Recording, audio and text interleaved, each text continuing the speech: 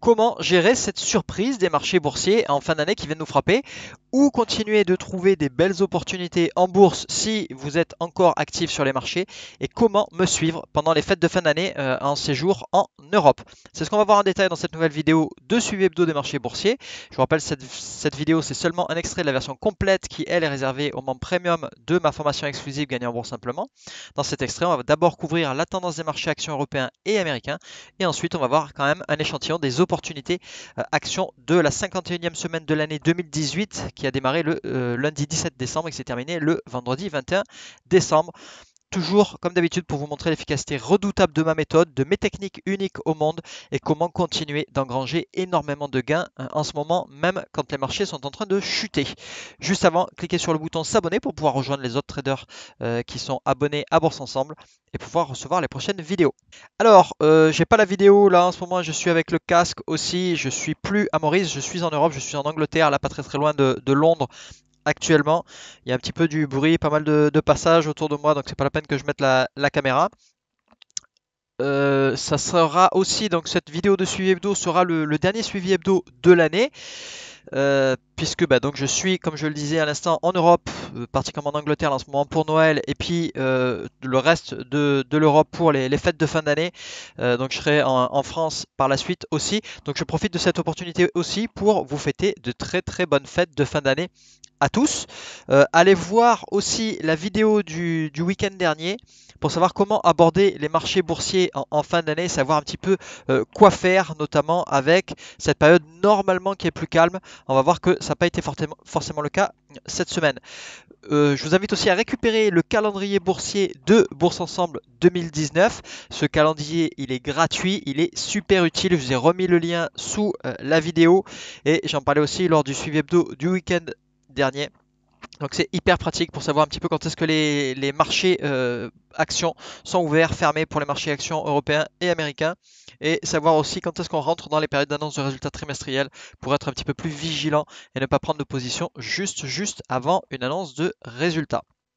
Alors au niveau des marchés actions européens et américains, on a subi une grosse chute cette semaine sur l'ensemble des marchés boursiers. C'est particulièrement rare en cette période de fin d'année. Donc c'est un petit peu la surprise de la fin d'année, avec notamment une augmentation des volumes, hein, une augmentation importante des volumes. Donc une baisse allant de moins 3,13% pour le DAX, c'est-à-dire le marché allemand, à une chute phénoménale de moins 8,36% pour le Nasdaq. Alors ça tombe très bien, puisqu'on est principalement orienté à la baisse depuis plusieurs semaines, depuis grosso modo début octobre, et que nos positions à la baisse, elles se comportent très bien.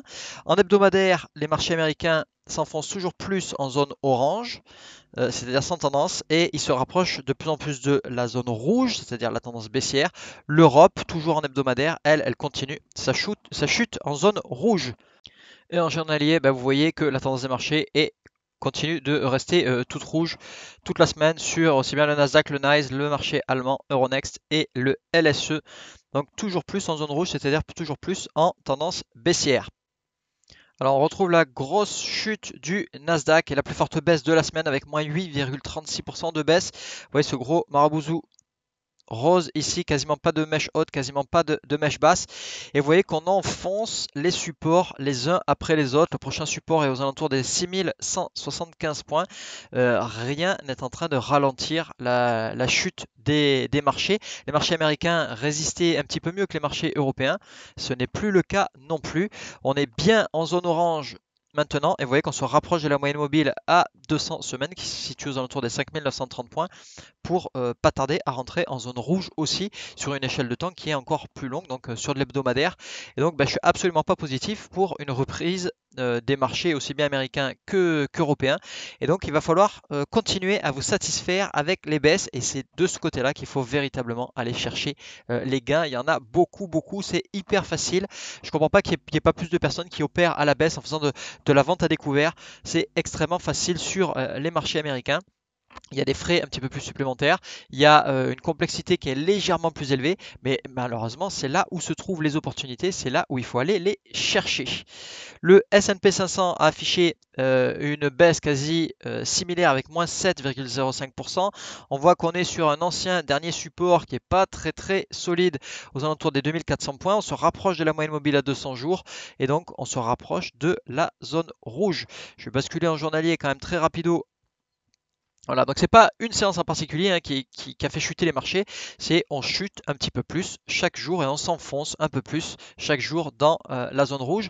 J'attire votre attention au passage sur mes indicateurs de baisse exponentielle qui se sont déclenchés sur les 3 dernières séances, donc de mercredi, jeudi et vendredi, et on retrouve bien l'élargissement des moyennes mobiles respectives. Donc on est vraiment en train d'accélérer la baisse et de s'enfoncer encore plus dans la zone rouge.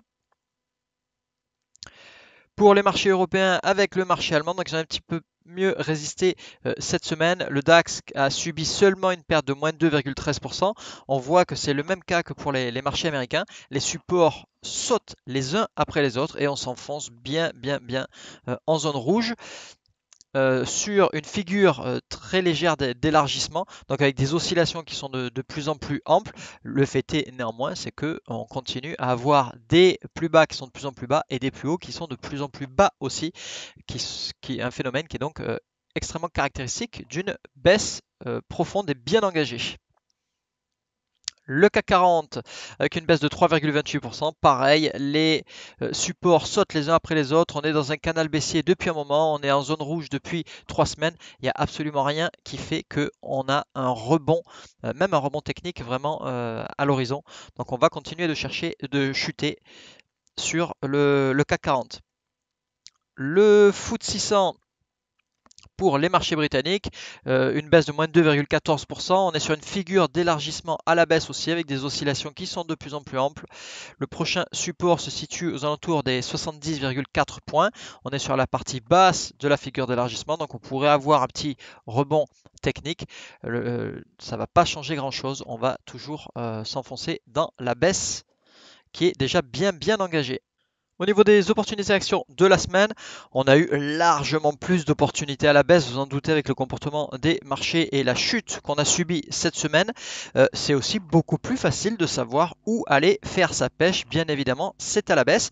Vous pouvez aussi profiter de la fin d'année pour pouvoir faire un break, c'est un moment idéal pour ça. Des opportunités, il faut bien vous mettre ça dans la tête, c'est qu'il y en aura toujours dans un sens comme dans l'autre, donc que ça soit à la hausse ou à la baisse. Là, c'est clairement, on a beaucoup d'opportunités à la baisse et il y a moyen d'empocher des énormes gains à la baisse, mais c'est pas une raison pour vouloir s'obstiner, s'acharner ou quoi que ce soit. Profitez de faire des breaks de temps en temps et la période de fin d'année est un moment idéal pour faire un break et se retrouver un peu, se ressourcer un petit peu. Donc pour ceux qui ont quand même du temps libre et qui veulent continuer à se faire plaisir et être opérationnel, à être actifs sur les marchés boursiers, bah, c'est facile de se faire plaisir à la baisse et vous pouvez quasiment complètement oublier les hausses, sinon vous êtes totalement contre la tendance. Toujours pour les hausses et le deuxième titre qu'on va voir, c'est le titre MTLS sur le Nasdaq, toujours en journalier. On a eu plusieurs signaux cette semaine, notamment avec une fusée haussière, la séance de mardi et le lendemain un emballement haussier. Là, rien à redire, les deux sont parfaits. On a déjà quasi atteint le premier objectif de gain avec la fusée haussière. Pour l'emballement haussier, il va falloir attendre un petit peu plus et aller chercher un gain encore un peu plus important. On a aussi les signaux de hausse exponentielle qui sont déclenchés. Alors là, les tout premiers, ils étaient trop précoces. Pourquoi? Parce que c'est uniquement là, cette fusée qui a vraiment provoqué l'élargissement des moyennes mobiles. Donc ça, c'est pas super pour aller chercher une hausse qui est plus longue et plus importante. Le signal par contre de hausse exponentielle du vendredi 21 décembre, celui-là est beaucoup plus sympathique. On a déjà bien enclenché la hausse exponentielle.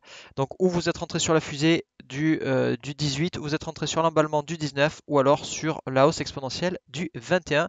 Tous ces signaux étaient extrêmement positifs. Maintenant, le gros des belles opportunités, eh ben, c'est à la baisse bien évidemment. On commence avec le titre AGIO sur le Nasdaq avec trois signaux de baisse exponentielle cette semaine. Donc superbes signaux à la baisse. C'est super si vous n'avez pas profité déjà, si vous n'êtes pas déjà en position avec l'emballement à la baisse qui nous avait été retourné le 4 décembre. Vous voyez cet emballement à la baisse, il s'est prolongé avec une continuation de la chute, un élargissement des moyennes mobiles et on s'enfonce de plus en plus dans la baisse. Donc là, vous pouvez rentrer ou bien sur l'emballement baissier du 4 décembre ou alors sur les différents signaux de baisse exponentielle cette semaine. Je ne serais pas surpris d'en voir d'autres encore la semaine prochaine. Toujours pour les baisses, le titre AXGN. On a eu plusieurs signaux cette semaine. On a eu une fusée baissière, on a eu un emballement baissier le lendemain, le 19 décembre. On a eu un signal de baisse exponentielle le jeudi 20. Là, il y a tout qui est bon, un petit peu comme dans le cochon, tout est bon. Là, vous pouvez rentrer n'importe où et continuer à profiter de la baisse. Donc, vous voyez, les opportunités à la baisse, elles sont extrêmement prometteuses. Elles fonctionnent très très bien en ce moment. Vous pouvez rentrer quasi aveuglément, peu importe les techniques. Ça va décider où est-ce que vous mettez vos stop loss et combien de temps vous allez rester en position grosso modo, mais il y a possibilité d'aller chercher ou bien des gains rapides avec les fusées baissières, les emballements baissiers, ou alors des gains plus longs avec des baisses exponentielles. Dernier titre pour les baisses, c'est le titre STML sur le Nasdaq avec deux signaux de baisse exponentielle cette semaine. Si vous n'étiez pas rentré au préalable avec les différents signaux de GEBS à la baisse ou GEBS baisse sur stéroïdes ou les autres baisses exponentielles, il est encore temps de rentrer avec la baisse exponentielle. Donc belle opportunité si vous n'êtes pas encore rentré. Alors pour conclure cette vidéo de suivi hebdo, le ralentissement de la fin d'année a du mal finalement à se mettre en place. C'est un petit peu la surprise de cette semaine. C'est rare de voir une telle hausse des volumes aussi proche de Noël. Donc il y a de fortes chances pour que la semaine prochaine nous réserve aussi des surprises de nouveau. Je réitère mon message du week-end dernier lors du dernier suivi hebdo. Ralentissez ou alors arrêtez même complètement d'opérer en bourse pour pouvoir profiter de ces moments absolument magiques en famille et avec vos proches. La vie est courte, donc profitez-en au maximum. Et sur ce, justement, je vous invite de nouveau à me suivre sur les médias sociaux, que ce soit sur Twitter, que ce soit sur Facebook, que ce soit sur Instagram. Vous allez pouvoir suivre mon parcours en Europe pendant à peu près un mois, à cheval entre l'Angleterre, la France, la Provence, la Haute-Savoie pour le ski, les fêtes de Noël, etc., etc. Donc je vous invite à me suivre sur les différents médias sociaux.